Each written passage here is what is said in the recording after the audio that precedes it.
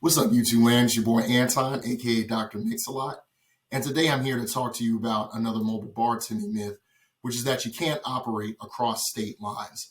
Now, in my experience, that is absolutely not true. I will put out a disclaimer that I am not a lawyer. So anything that I say is based on my experience working within the DC, Maryland, Virginia metro area.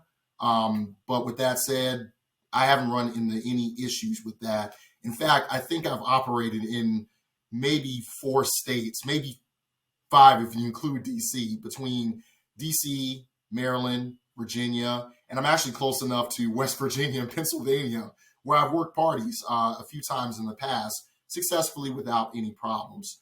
But with that said, you still want to make sure that you're kind of up to code with everything. Again, a bartender certificate always helps. There's no such thing as a bartender's license, which again, I explained in other videos, but it is nice to have that bartender's certificate from your academy to make it recognized and known that you know what you're doing. And that's the closest thing to a license, at least that a customer will recognize. Again, proof of concept, I have a bartender's license from Richmond, Virginia, where I originally started, and I've been operating in Maryland ever since, so that's not a problem. But you'll also, again, to supplement, which I've also explained in other videos, your bartender certificate, you'll want to have an alcohol awareness certificate as well. Now, this can be state dependent. There are programs in Maryland, in Virginia. I've actually taken one in Virginia that only covers Virginia as far as the legal workings of that. It's only recognized in the state of Virginia. They have the same thing in Maryland. They have it in Pennsylvania and all the other states I've worked at. But I don't have that issue because I am TIP certified, and that is the only nationally recognized alcohol awareness program out there. So I'm sure no matter how you get your alcohol awareness certificate, and try to get tips because, again, that is nationally recognized. But even if you have to operate in another state with another alcohol awareness certificate, maybe 7 times out of 10, people will understand that, as long as you have an awareness certificate, you're fine. But there are some stickler parties where they do want your state recognized one in that state, which is totally fine, which is, again, why I advocate for doing tips.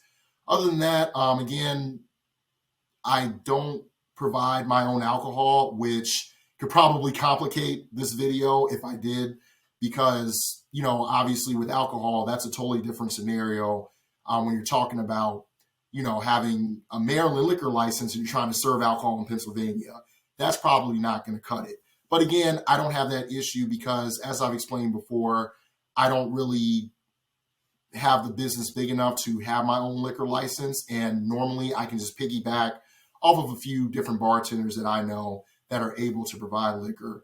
So really, I've been able to operate, again, Maryland, DC, Pennsylvania, Virginia, West Virginia, no problem at all, as long as I have, the certificate and alcohol awareness training. At the bare minimum, have the alcohol awareness training. But you should be fine going across, state lines as long as you're not providing the alcohol in and of itself. Again, with that said, I'm not a lawyer, so be sure to seek legal advice if you really need to do so. And a lot of the things you can just kind of Google online, just dig into things, check out some YouTube videos that I've actually used myself, and just kind of get a temperature of what it's like to have to cross state line if you want to operate there. Obviously, start small, start locally, do what you can do. And then if you have to operate around across state lines on a consistent basis, that's something you're probably going to want to seek more counsel on if there's any questions above what I can explain in this video. So with that said, that's my experience with that. If you like what you saw, make sure you click the like or subscribe button. It's your boy Anton, aka Dr. Mix-a-Lot, signing off. As always, happy mixing, and cheers to unbeatable service.